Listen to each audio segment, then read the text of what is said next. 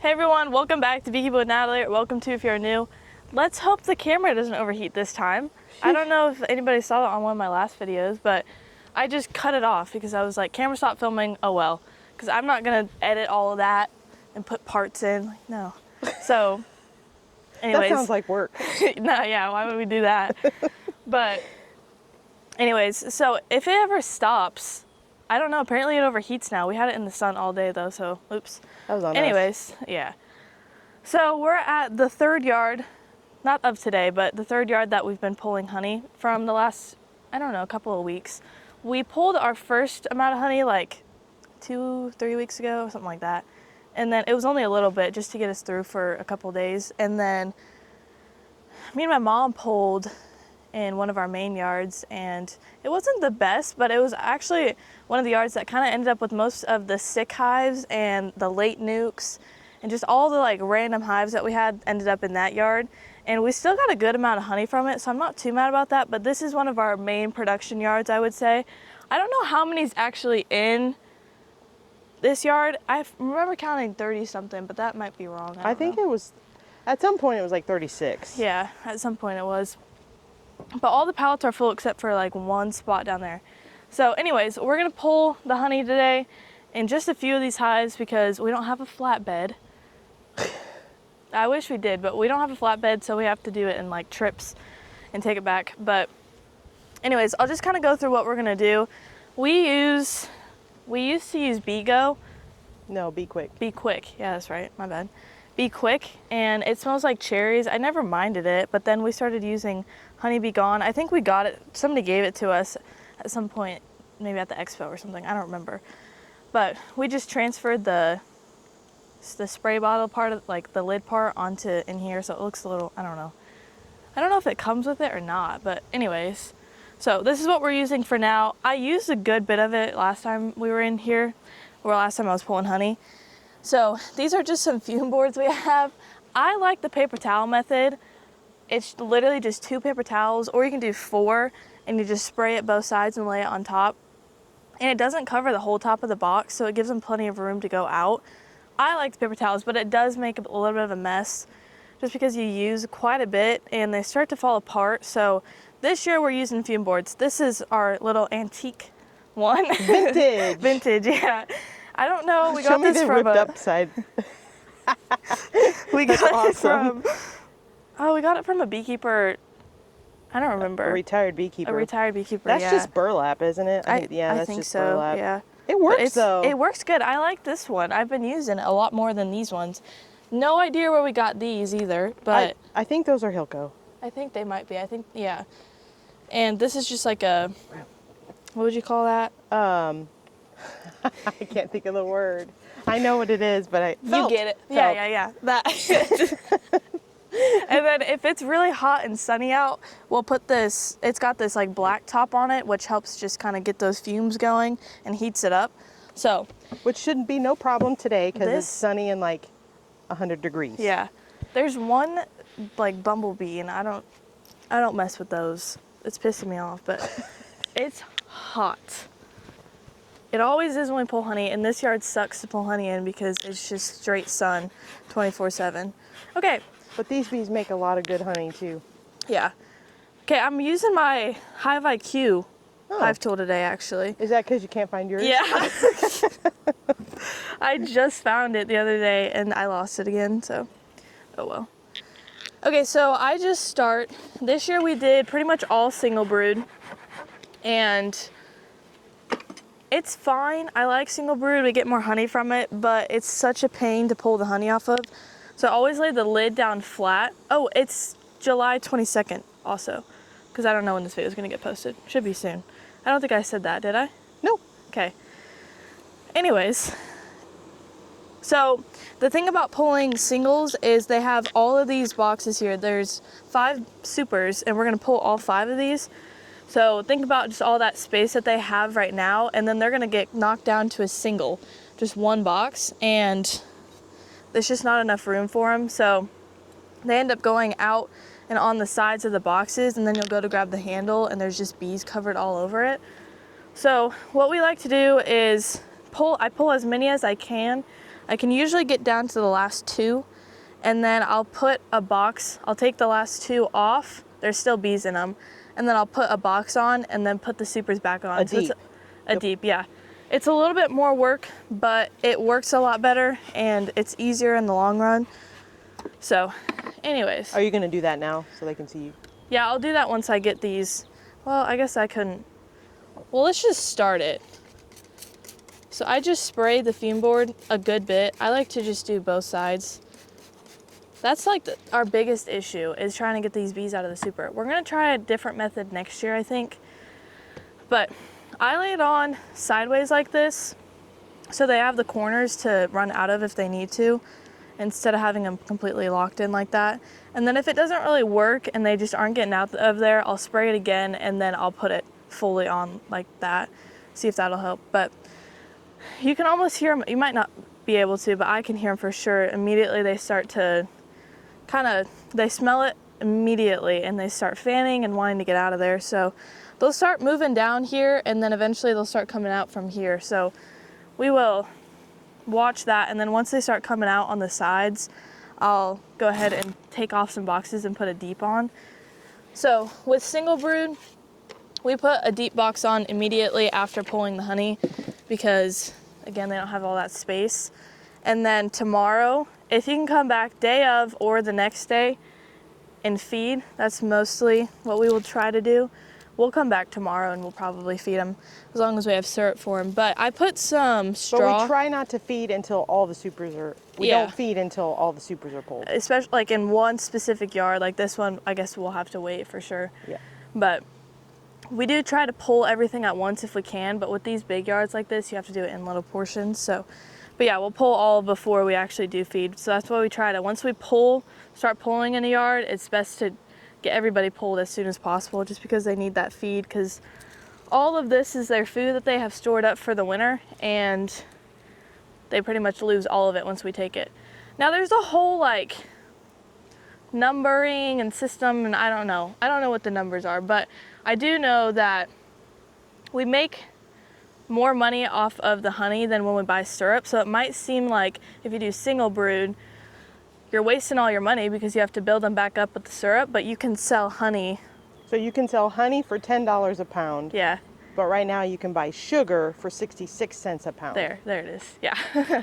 So in the long run, you are making quite a bit more money if you just build them back up with a bunch of syrup, which is exactly what we'll do, and we'll get them built up into a double. We did that on some of the grow yard videos we've been doing, and they've been building out, the frames in here. So, but anyways, all I have in here are 6 frames of foundation, and then I have 2 drawn frames in here.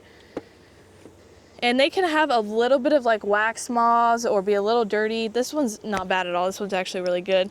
And they'll clean it up because they're a good, strong colony, and they'll need somewhere to go pretty much immediately, so they'll want to clean it up. And then I've just got a frame feeder here because it's still warm outside. We can still use these and not have to worry about it. But we do always put something in the feeders here. So I just have some straw that we picked up and put it in here. So it'll be that or sticks. Sometimes it's just easier to pick up some straw and call it good. Well, I got tired of picking up sticks. Yeah, Mom was doing it and she was like, I'm done. So I'm like, this is silly. Yeah. Let's get a bale of straw. So that's what we have. It's actually a lot easier. So we'll continue to do that probably.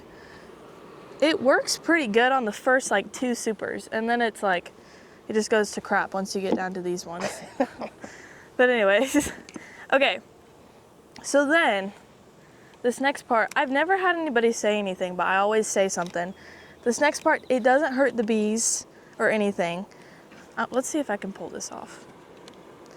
Oh, those are plastic frame stuff. That's the only thing about plastic frames is they stick, and that's why I just hate them. But we still use them. So then I'll pull the super off and I'll set it on its side. And then we blow the bees out of there because there's usually still a few stragglers that we try to get out of there. There's really not too many in this one.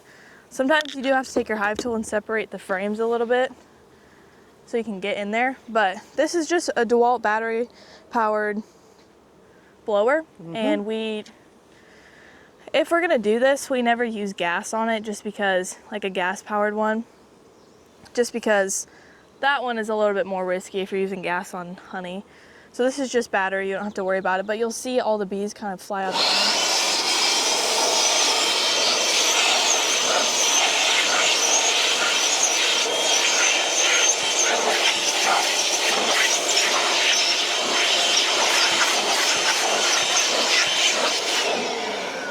And that's it. And then we've pulled our first super.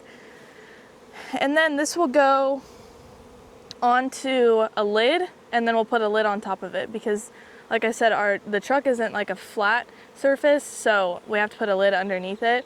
Just so there's really not a whole lot of robbing, but it goes in little like spurts. So sometimes like in the middle of the day there'll be a random dearth and they'll just start like robbing, and then other times it's all day they don't even know that you're there. So anyways, so they seem a little robby today just because they're coming straight back to the super here. So I'm gonna need to put that on the truck here in a minute, but I'm gonna go ahead and throw this back on. I'm just gonna give it a little bit more. I probably use more than you really need, but I just try to get as many out as I can on the first. So I usually have 2 to 3 hives going at once. You can put your fume board on and then walk away, do something, and then by the time you come back, a lot of the times, at least one of those supers is ready to go. And then once I pull, it's just kind of getting started. Once I pull one off, and then I can throw this onto another hive, and then all those other 2 hives that I had going, I'll start to pull. So anyway, it's just kind of about a system. You'll kind of learn it. It's honestly, it can be a one-person job. It's not hard, it's just time consuming, and it is lifting heavy, but I think that's really all we do for this. And then I'll throw that box on. I'll pull the queen excluder off too. So you'll pull these other 2. Yeah, I'll pull the first 2. I'll probably be able to pull the first 3 actually. And then the last 2 I'll pull off and then put a box on and then put them back on, put my fume board back on, and then do it again. And then they'll go into that deep box and it gives them places to go. But I will say we're not testing the honey. We'll test like a couple maybe, but we're not testing all of them because we're kind of at the point where we're just ready to get all the supers off so we can build them up. We have had rain like crazy. Like, it's not normal for us to get this much rain. We usually get a ton of rain in the spring when we're making nukes. And I feel like we did, but not like right now, which this isn't normal, but I'm hoping we never get a good fall flow ever. So I'm hoping this means that we'll get a good fall flow, maybe. We'll just see what happens, but this one's kind of full. Also, the ones we did test were good. Yeah, So the ones we do test are good, so we kind of just go off of a yard and just hope they're all good. But at the end, once we've extracted all the honey and it's in a bucket, we always test the honey and make sure it's at the moisture it should be. So I'm gonna spray this one and then get started on another hive here. Also, if the boxes don't have anything in it, like there's just no honey in it or whatever, we still pull it off. And I still use the fume board because there's still bees in there, but we still make sure we're pulling everything. We won't leave any supers on whenever we leave. Let's see how this one looks.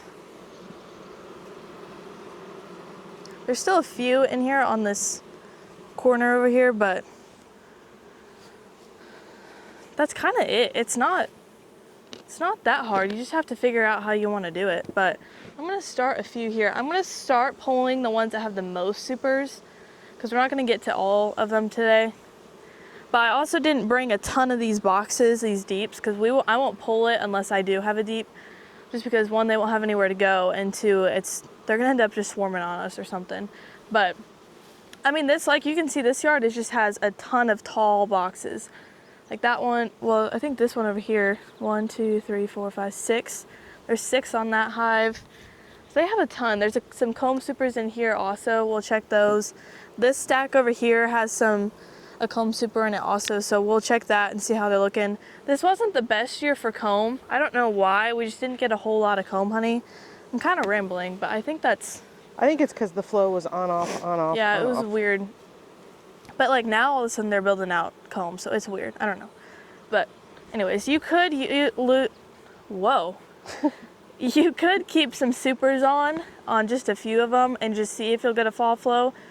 But like I say every year, we really don't get our fall flow. It's not 100% we'll get one. So We don't rely on it. we don't rely on it and we don't risk it. So sometimes I think there was like 1 year, a couple years ago, we left some supers on and we got a little bit out of it, but it's not enough to, it's not worth getting the extractor back out and the uncapping knives and all that going again. So we just give it back to the bees if there is a flow. And I think that helps a lot of the hives going into winter, just to get a quick build up before we go into the winter season. And again, we'll do a lot of feeding too. So after we pull, really the rest of the year is just going to be feeding. We might do a couple of splits, but it'll be feeding and treating. And that's when the videos tend to feel a little bit repetitive. And then here in honestly a couple of months, we'll be doing some combining also. We've been doing some right now too. Like if I find a queenless colony, I'll throw it on top of one of these good strong colonies and combine them. Because it's a lot better going into winter with a strong single than an okay double, or if you have a good strong double instead of two that aren't that good. I don't know if that makes sense, but I'm sure we'll do a video on it at some point. So is that it? Yep. Yeah, so that's pretty much it. This is going to take a little bit, so I'm not going to film the whole thing just because it's going to take a while to get all of these off. But you get the idea with just putting another box on. And with these big strong colonies, you don't have to put a frame or 2 frames of drawn comb in there. You can definitely get away with all foundation. And this is the other way that we get those drawn combs throughout the year. Especially in our supers, we'll put a few undrawn supers in there. Like this one had 2 frames and they drew it out. And then with these deeps, we always put foundation in there this time of year because they'll for sure draw it out. We've got a little bit of a flow on, I don't know what it is, but a little bit of a flow, and then that feed will also help them. So anyway, it's hot. So we're gonna quickly do this and get as many supers as we can, and we'll come back probably tomorrow and pull the rest of them. But I think that's kind of it. So that's what we're doing this time of the year, and yeah, that's really it. It seems like super exciting, like we're pulling honey, but it's really not. It's not that crazy. Honey pulling isn't my absolute favorite. I like the splitting and the queen rearing. Anyways, that's it, right? Yep. Okay, well, thanks for watching today's video. Follow along for more bee adventures and be here next time on Beekeeping with Natalie.